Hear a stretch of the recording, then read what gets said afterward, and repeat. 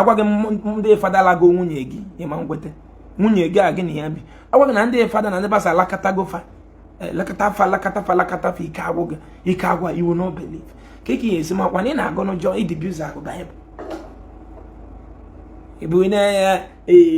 bune ya ma bakwaro n'ike ndị ụka ma bọrọ n'ike Bishop of Awka Diocese in detention in EFCC for selling land that belongs to church. When I never start to sell land. I get Jesus why yes kingdom of darkness soon. I gonna be good. No church. I have saved so many reverend fathers because some of them are even under brainwash. I've saved so many bishops. I've saved so many politicians, so many prominent people through my teaching. You can never follow my teaching and you fail. Never. I burnt my Bible 4 years ago. Since then, my door open. So I bumped my Bible to my door open. More wisdom start coming in. More money. More upliftment. More progress. More children. Everything became new in my life. Because once you burn down religion in your brain, you will never know about Satan anymore. A reverend father, a 16-year-old boy with passion in Imo State during December last year when they were shooting lockout.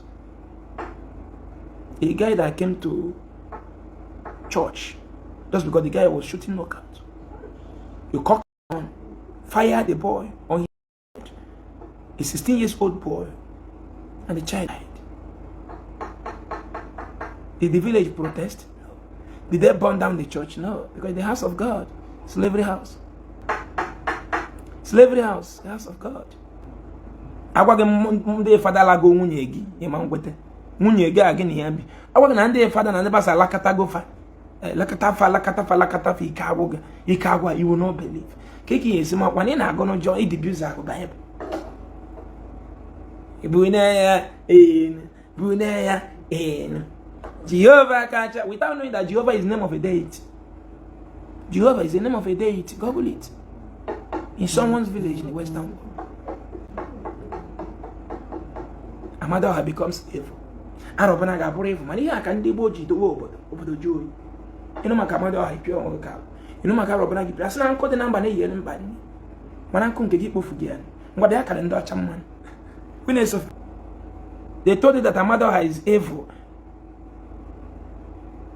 That Amado kills people when they default. That Jesus said you should forgive. Now the same person brought law court to you that have sentenced millions of people to death. And law court is never an evil. If you're a black man, because it was brought by the white people. But Amado and that Obunago that does justice in our land, that protect the innocent one, they target evil. Now who would provide for a black man? Jesus. Who protect a black man? Jesus. Who uplift a black man? Jesus. Who give a black man a child? Jesus. Who deliver a black man? Jesus. Where do you learn all those things? Church. But when church get problem, they follow due process. Bishop of Awka Diocese in detention in EFCC for selling land that belongs to church. When I never start to sell land. I get Jesus why yes kingdom of darkness soon. I'm gonna be good. Church. The one that you guys are selling now is just a joke.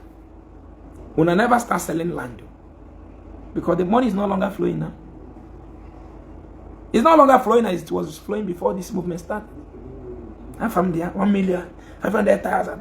It's no longer flowing. People are wise. There's nobody in Igbo land that have come across my video that did not learn something from, including reverend fathers and bishops. I have saved so many reverend fathers because some of them are even under brainwash. I've saved so many bishops. I've saved so many politicians, so many prominent people through my teaching. You can never follow my teaching and you fail. Never. The only time you guys tried, some of you decides to follow my teaching when the reality hits you. Wonderful. Ezeaku. In my contact age India. And one name with liver cancer.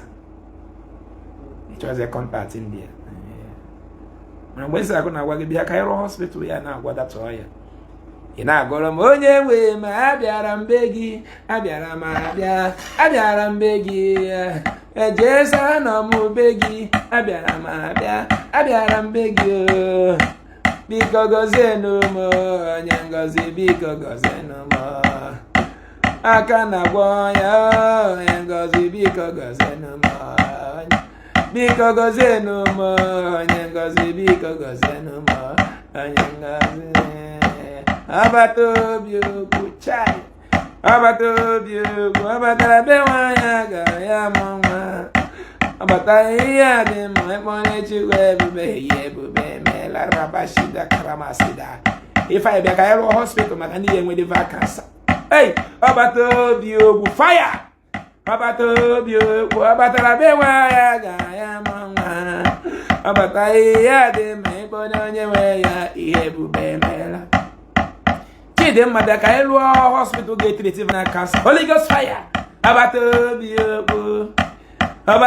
obi okwu abatara be nwanyị ga ya mụ nwa agbata ihe dị mma kpọnye nye ihe ebube meela ife anyị bịa ka anyị lụọ security system ka anyị chekwa onwe anyị fire bịa ka anyị lụọ health insurance ka ọ dị standard maka onye ọbụla Holy Ghost fire bịa ka ime business gị insure ka ọ dịrị gị na mma isi fire igwara m egwu onye mara onye ọ ga-agọzi amara ihe ụmụ amara m ọnụ di m ọnụgo ọnụ di gị Chineke ga-akpọ gị ọkụ ọ ga-anụ gị n'ọkwa ịbụ nwaanyị ajadu ọ na-anụ gị na ịbụzi nwaanyị ọ na-ahụ ide pepe yu naba ịbụzi nwaanyị ajadu na ọ na-anụ gị na-anụ di gị di gị anwụgo na mgbe na iji gị ọkwa iche na miracle ka ya eme brainwash a ga-brainwash your beloved one anwụọ under the brainwash you still believe that person is coming back, that what is happening is a joke, that Jesus can do it.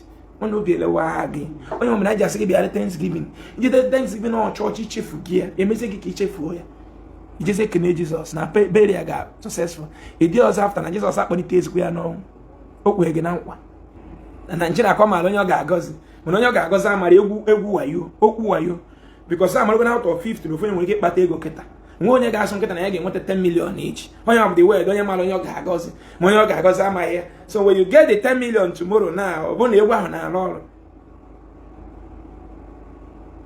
isi ya furu to become na-agba ewe ndị ọcha were TikTok na anyị n'ihi nke ikpeazụ nwere ihe ọzọ nọ m n'ụgbọ na-aga aga bụ na n'ụgbọ na-aga aga n'ụgbọ na-aga aga iburu MP n'ụgbọ na-aga aga mgbe ị nọ n'ụgbọ na-aga aga onye China na-arụ ọrụ ring light ị na-awa elu na TikTok ị na-anọ n'ụgbọ na-aga aga onye China na-arụ ọrụ fon ọfụrụ na-arụ iPhone 20 mgbe ị na-awụnye na ị nọ n'ụgbọ na-aga aga ka a na-arụ 2025 Mercedes Benz ka ị nọ na TikTok na-awụnye na ị nọ n'ụgbọ na-aga aga ka a na-arụ 2030 Mercedes Benz ị nọ n'ụgbọ na-aga aga aga m agakwa n'ụgbọ na-aga aga aga m agakwa n'ụgbọ na-aga aga nọrọ ị nọ n'ụgbọ na ị na-aga inwe break onye Afrịka nwe break ọ gwụrụ uwe ọnwa ezute gba ọmụrụ onye oji onwe break otu isi na des na Libya gburu ọba desert gburu onweta onwe ya na Libya gburu ọba ụgbọ mmiri bolobolo jewe Europe gburu ụgbọ esie mmiri erie ya azụ ata ya break ya kwụsị onye oji onwe break inweghị break ụfọdụ na n'ozi market ọfụ ndị eke na ọsọ ya ọsị na eke akwụkwọ ma enwechara eke nwechara afa enwere eke akpa nwere eke akwụkwọ ndị nọcha ụmụnna anyị na-agba ọsọ eke kedu udo ka ndị nọ Naịjirịa na-anụ ụfọdụ nwere 20 million ebe a chiri were abịawa India ka gbawa mgbada street ebe ọ na-eri amụma gwaba na ụmụnna anyị ajụ ego n'obodo anyị agbaba mbọ mmadụ were 10 million o jee mee visa ka o jee rụwa ọrụ n'Europe mana ị ga-eji ego mee business ebe a 2-3 years bụrụ millionaire which is a share contract. Say, what is Ezeaku? I call one more from our don't worry about what you eat. But when they call, thank you, you will be come on. What is a cow? You make also a call. Can they call them when I'm going to be gone? A call. Duty. And I was also a call. Ndị ụmụdịọka anyị na-agba ọsọ eke ọgwụ ụmụ Igbo gbaa na ọsọ eke ọgwụ Igbo just say ekogwu. Igbo so ijo ke no obodo Igbo say ekogwu, say no obodo Eliza. Ke bi gbaji kwena, say no gbaji na nso. Na language ha na asụcha. Ke kwena gi ji make the business ego Obama. Maka na ịchọ na isu n'oyibo ka eme capture gị. Ni mani na agba speech.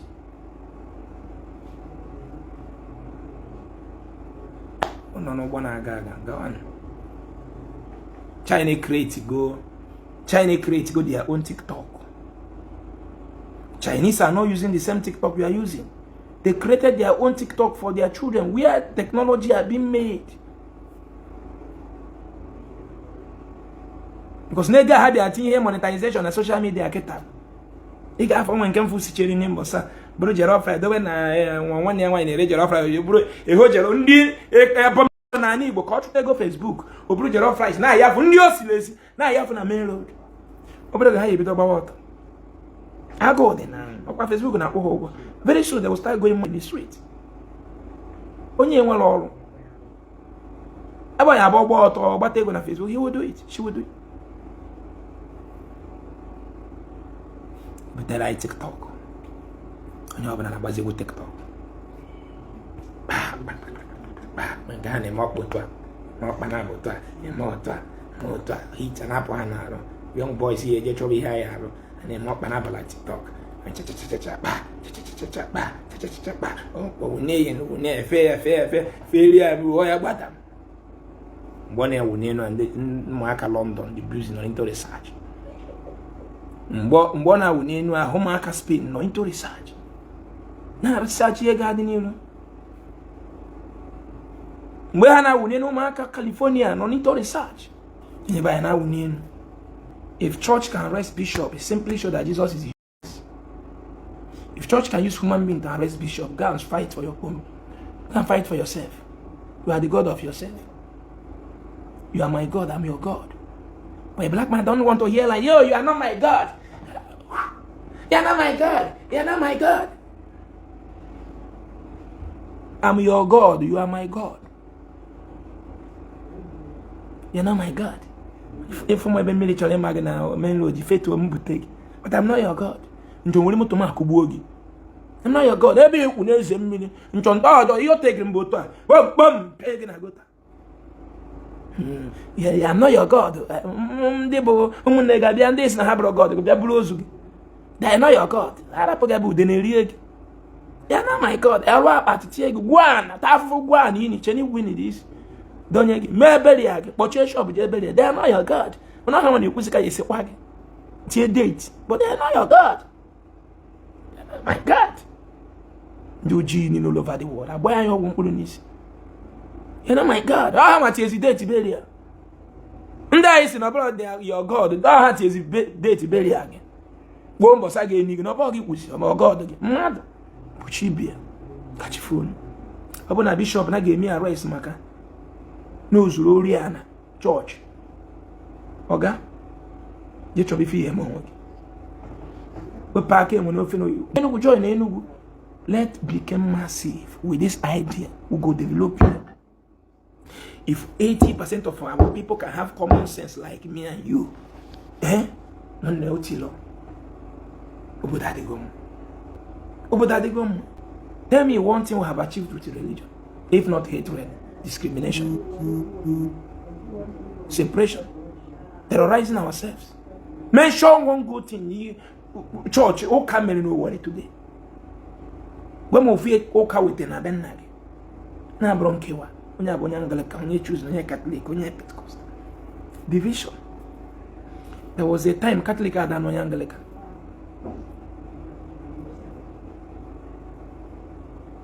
There was a time a Catholic are normally choosing.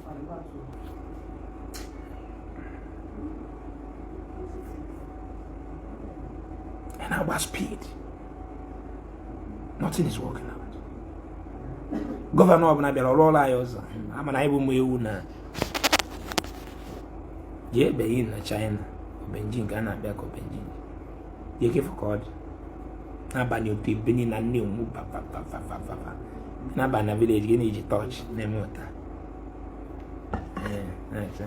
touch 21st century can use a touch. But ụmụnna anyị lọ London bụ onye ka ha ji touch aga na street. But ndị be anyị nọ Dubai obodo onye ka iwere go touch were ya na-aga na street. Abuja branch dị na Wuse Zone 3 na Florist Garden. Aba branch, join kwa Aba branch. Yeah?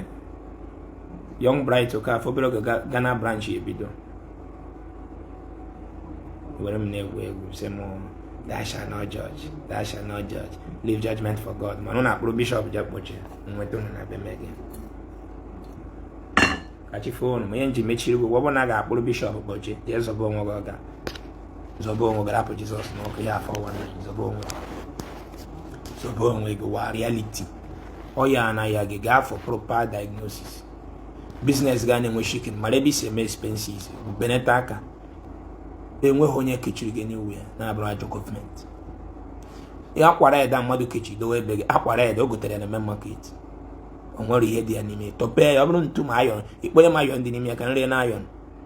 Join us ka anyị nwee this common sense. Ị na-abịa ebe a maka na ịgbajiri ọkpa ka ọkpa gị dị mma. Ị na-abịa ebe a ka edozi Igbo ka ọ dị mma. Ka emezi Igbo be anyị ka ọ dị mma.